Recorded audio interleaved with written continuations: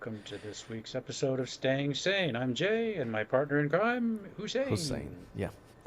Hey, everybody, thanks for watching, and let's jump right in. While not directly related to religion, though evangelical Christians prohibit their mindless spawn from reading and watching Harry Potter, with sad news, I report the passing of Dame Maggie Smith, who portrayed Professor McGonagall in the movies. Today, we also mark 1 year since the October 7th Hamas attacks, and we know that some hostages are still remaining to be freed a year later, which is obviously a tragedy.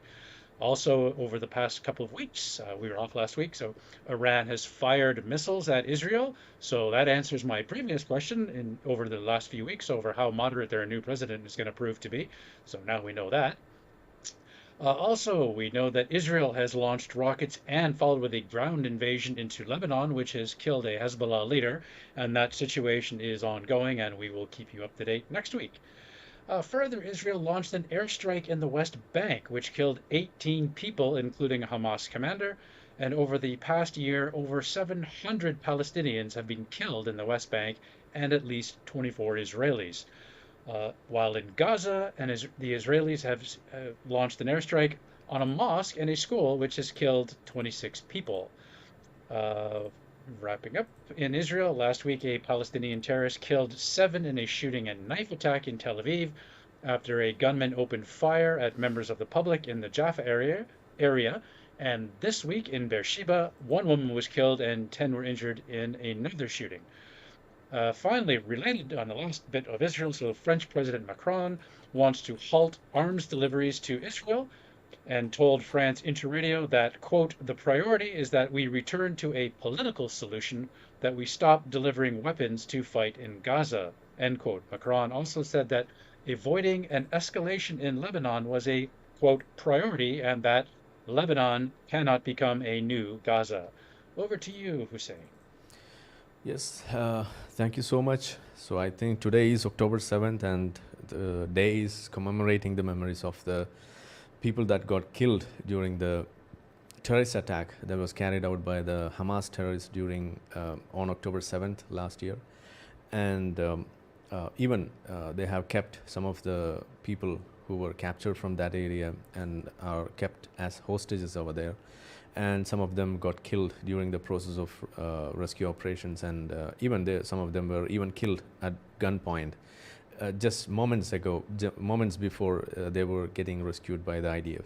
So this is the real situation that is going on today in this world, and still we are seeing a lack of attention and lack of concern regarding the plight of these hostages. And even today, people are not willing to call this as a terrorist attack at some point of time, and they are not even able to ask for freeing the hostages and to end the war the same way they are asking for or calling for the ceasefire. So I think this is the right time to at least to reiterate the same old facts where people are just denying the reality. So I think this is worth mentioning at this point. Now moving on, we have another news that is coming from Burkina Faso. Burkina Faso, it's an African country where almost 600 villagers were getting killed by the Islamic jihadis over there. That is the group which is affiliated to Al Qaeda, and the group's name is JNIM. Okay, Jamaat Nusrat. That's the name of that organization, and they are in Jamaat Nusrat al-Islam wal-Muslimin. Okay, JNIM. And if you take the top 4 terrorist organizations in the world, this comes as one among them. So they are so notorious for their attacks and the way they capture the people, especially the infidels from these villages in these African countries, and not just in Burkina Faso, but even in Nigeria and even Mali and other places. So that's how they do it. So this time, almost 600 people were killed in one attack, where people even tried to protect themselves by digging trenches around their village, trying to stop them coming into their villages. And the military over there was helping these villagers to fight them off, but that was not proving to be any more useful. But they were literally opening a fire left and right, and they were killing these people. And some of the reports, if you go through that, you can collect the moments where people were collecting the dead bodies, and it is not even ending the number of bodies that they are collecting. So this is the horrific incident that happened in this place, and this is absolutely related to this Islamic terror organization called JNIM. So that's one from there. And another news is from Gaza itself. It's not about any Gazan citizen or any Israeli IDF soldier or any Israeli citizen over there, but it's about a Yazidi woman who got rescued from Gaza by the IDF in a joint operation with an NGO organization which was supporting her and trying to help her, and various other countries, especially including US. So she was taken as a captive, as a host, not as a hostage, but as a slave, literally, from the Iraq region during 2014. And it's almost a decade when she was caught, and now she is in the captivity of this ISIS. And she was in this captivity for the last 10 years. And the most funniest part is that she was being carried out, she was being transferred from different countries. And finally, she reached Gaza through Iraq, through Syria, through Turkey, and finally to Gaza. And she was living there, where a captor from Gaza, who was giving her shelter, he was using her, and in all ways, she was being held there as a sexual object and all such sort of things, which is permissible as per Islamic rules. Because she is a Yazidi woman, she is an infidel, so that was possible. And she was from the same village where we all already know about another person called the Nadia Murad, who got the Nobel Prize for Peace, and she had written a book called The Last Girl, and that's well known for the ordeals that she was mentioning in that book. So Sinjar is the place where she was living, and this girl is also from the same place in Iraq, Sinjar. So now she is getting rescued from Gaza, and when we listen about this, there's a very important aspect that might come to us or should come to us. That is something related to how these people are taking human lives, how much value they give to the human lives. So when you look at Gaza as a place where constant warring is going on, where they are always talking about human lives getting trapped, prison lives, and even lack of humanity, and all such atrocities and miseries, and at the same time they are doing, or they are committing the same crimes against some other people just for the reason that they are infidels. And the sole reason behind all these things is that they have a religious permission to do all these things. So this is something which we can see here. So moving on, we have another news that's from Pakistan. This is a very interesting news that is from Pakistan. It's regarding a fugitive from India, Zakir Naik. He's an Islamic proselytizer who travels around the world and speaks on Islam and gives this evangelical message regarding Islam. So now he was living in Malaysia, and now he was doing a tour in Pakistan, where he was asked to present the prizes to a group of girls who were orphans. And the moment he was called onto the stage, and these girls were brought into the stage to give away the prizes, he just walked away. And the reason was that these girls were orphans and they were not accompanied by a mahram. You might be aware of the mahram rule in Islam, where a girl should be accompanied by one of her relatives, like maybe it's a father or a brother or a husband or someone like that, who is in a blood relation. Okay, so these girls unfortunately were not accompanied by such a mahram. So for the same reason, he was not able to present himself before these children, and he just walked away. And this has brought much attention all over the world, and people are now mocking Zakir Naik and questioning him and giving him lectures and schooling him about how to behave and all. And now, as usual, these people come forward and they just defend all these things just by saying that this is how Islam works and this is how they do it. So now everyone is silent because they got the answer which they require. So moving on, we have another cleric.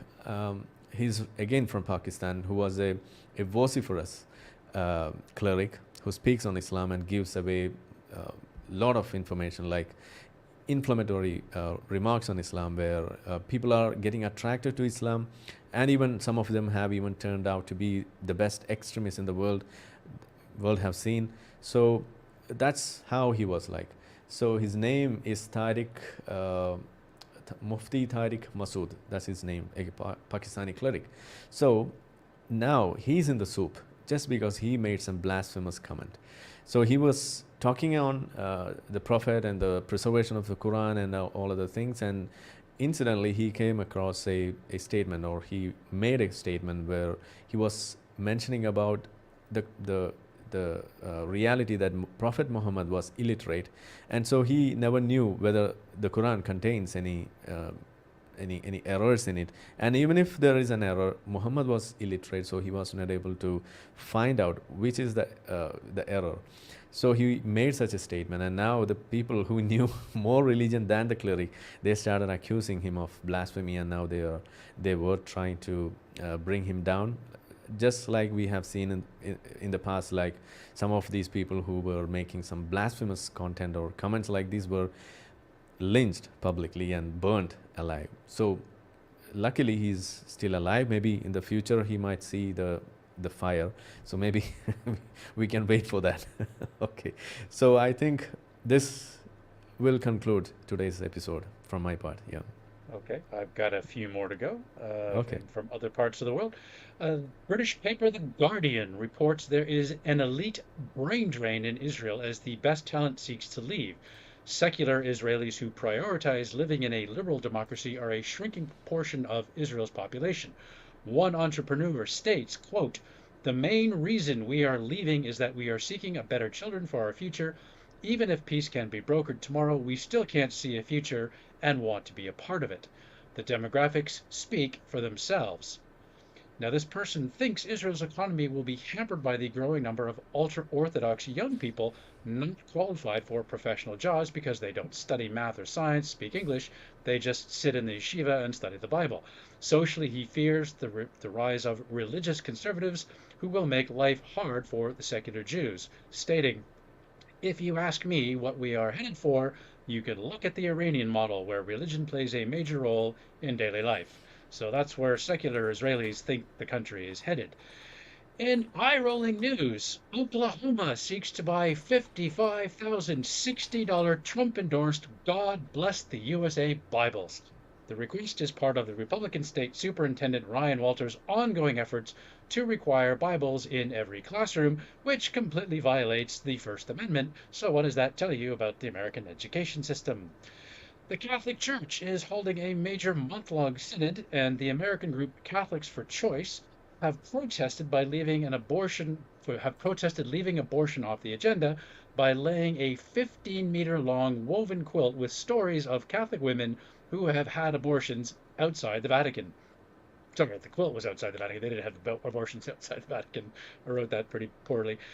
Staying with the Catholic Church, they have been financially slammed once again. A Roman Catholic diocese in Long Island, New York, has announced a new bankruptcy settlement last Thursday that would pay more than $323 million to 530 sex abuse survivors who allege that they were abused by priests as children. And my last story, also with the Catholic Church, also in the United States, a grand jury in Texas has handed up more felony sexual assault charges against a priest accused of preying on women whom he met while ministering to them in that state, as well as in southeast Louisiana. The priest is facing a total of 5 charges of sexual assault in the first degree and 2 more such counts in the second degree, all in connection with 3 separate assaults. So yet again, the Catholic Church and their representatives cannot seem to keep their hands to themselves. So that's it from me this week. Yeah. So before closing, we can just announce something about the coming up the biggest atheist meet in the world. That is something called as Litmus 24. Shall we play a video on that? Sure. Okay, here we go.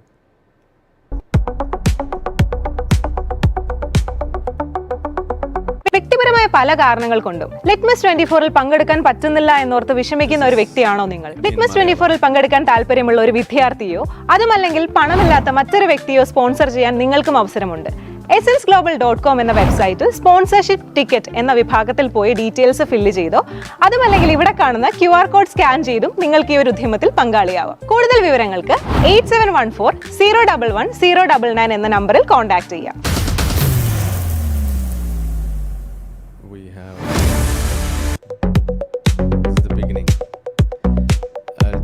Give a glimpse of what it is mentioned there. Something which is written in not in English. So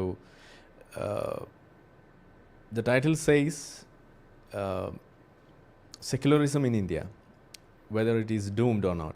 That's the title says. Asks, and it's a panel discussion where few people from different wakes of life, like in the politics, like a person from BJP, the ruling party, then from the left, then from the Islamic faction, and from the side of the free thinkers, and she is the moderator here, Manuja Maitri. So we will be dealing with this, and this is another debate. It's about which is more rational, that is whether it is Islam or free thinking, which is rational. This is the debate. And this is is it even a question? Yeah. In fact, this is not a question, but if we make it this way only, this person will appear for this debate. That's the problem. The real question was not this.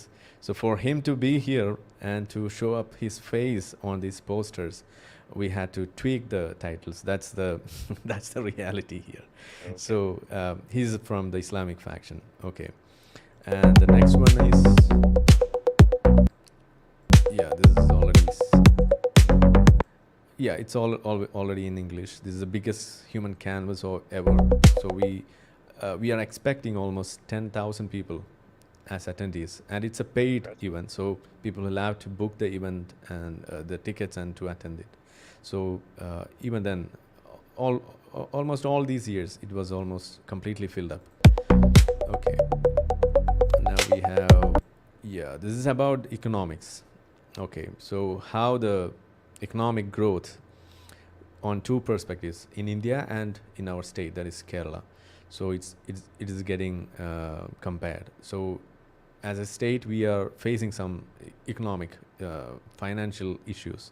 So we are comparing the policies and how the both center and the state is looking at it. Okay. And it's a program title, Origin, where it's taking on the subject of God and cosmology. So Paulus Thomas is a known physics teacher and a M.Tech graduate, and he's into physics and all such things. And Kaipali, he lives in Canada now, and he's into all these atheism debates and cosmology and all these ideals. And the person sitting on the right, he's the moderator. So this is it. So this is the event. Okay, it's in Calcutta this weekend. It's in Calicut. Calicut is the place name, or Kozhikode also we call it. Sorry. In Kerala. Sorry, I thought it said Calcutta. Sorry, I read that wrong. Apologies. Yeah, it is Calicut. Yeah. So Great. that was it. So maybe in the future you can also try attending one of these events. So never been you to can India, be so. here. Okay.